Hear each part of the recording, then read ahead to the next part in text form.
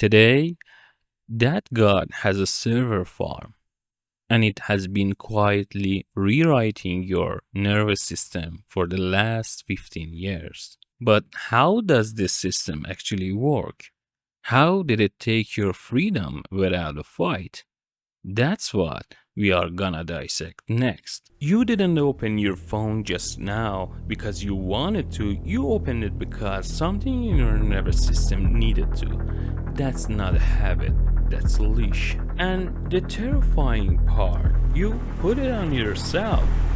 And I witnessed firsthand which methods governments use to suppress our freedoms and to take away our basic rights. When Pavel Durov stood before the world and warned about digital freedom, he wasn't talking about hiding your text, he was talking about reclaiming the right to exist outside of a system that needs you sedated. This is a psychoanalytic autopsy of the invisible prison we build for ourselves and why we love it. Why doesn't anything excite you anymore? Not sadness, not numbness exactly, just a fog over everything that used to matter. Psychiatry calls it anhedonia, but you're not depressed. You are experiencing what I call systematic castration. In Lacanian psychoanalysis, there is a structure called the big other, the invisible symbolic order that tells you what to desire, how to think, and even how to suffer. Let's ask an uncomfortable question. If the algorithm is truly neutral, if it just surfaces what you already want, then why, since social media achieved total dominance, have loneliness, anxiety, and voluntary isolation tripled? Why is the most connected generation in human history also the least likely to form deep bonds, reproduce, or sustain long-term relationships? This isn't a bug. This is the system working exactly as designed. A human being in love wastes times. A human being in pain seeks real connection. A human being raising children has divided attention. None of these are profitable states for digital capitalism. So the algorithm keeps you in the cleanest, most fractionless version of yourself. Alone on your couch, phone in hand, generating engagement. You have become the perfect battery for this matrix. But how does it take your freedom without force, without a single threat, through an offer you can't refuse? And we are almost there. We made a rational deal at the beginning of civilization. We created governments and institutions to build roads, ensure security, and carry the weight of physical survival. But Carl Jung warned us about a silent catastrophe. When a system becomes too perfect, when it meets every human need in a guaranteed, fractionless way, something catastrophic happens in the collective psyche. The survival instinct dies. Modern man confronted with this perfect system surrenders his adult agency. He installs the system in the position of the perfect parent. But in Jungian analytical psychology, this perfect parent has another name, the devouring mother. She holds you. She provides everything. But she holds you so tightly, so sterilely, that you suffocate and never learn how to stand on your own. When Durov speaks about digital freedom, when he refuses to hand encryption keys to government, when he sits in a French jail for it, he's not making a political statement, he's performing a psychoanalytic act of resistance. He's cutting the digital umbilical cord. that these platforms have wrapped around our cognition. Digital freedom doesn't mean privacy. It means being forced to stand on your own feet again, to feel the anxiety of choice, to reclaim the agency that was lullabied away. Pause for a second. Which part of your life have you handed to the algorithm? Your career path, your relationships, your politics? Drop it in the comments.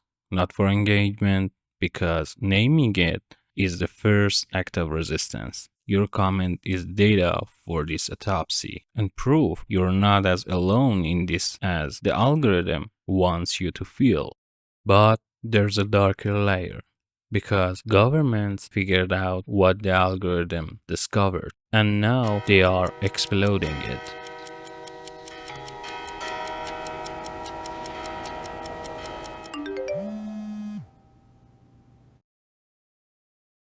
Let's correct a romantic misconception.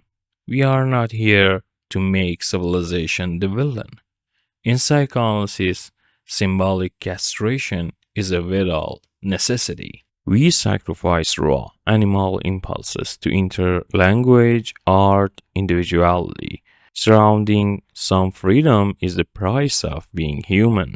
The catastrophe isn't the social contract. The catastrophe is how far the modern system pushes the subject to surrender everything. Eric Fromm warned us, absolute freedom produces terror. The modern world has drowned us in infinite choice, who to love, what to do, who to be.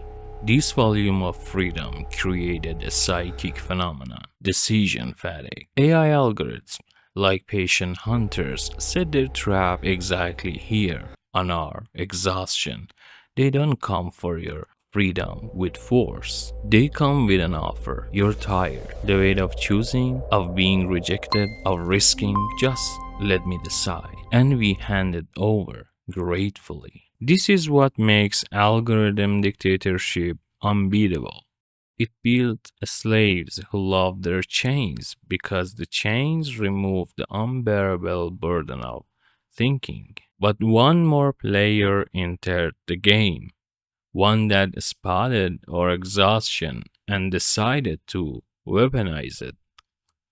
After I was arrested in Paris for reasons that are still unclear in 2024, I got offered a secret deal by the head of the French intelligence, who asked me to silence certain political voices. Well, I refused that deal, and I'm still under this investigation and still facing many years in prison. Our psychological surrender is only half the catastrophe. The darker half is what governments discovered when they noticed our passivity. When Durov describes his 3 days detained in Paris and compares today's Europe to Soviet-era censorship, he is issuing a hysterical warning. But modern tyranny has a new face.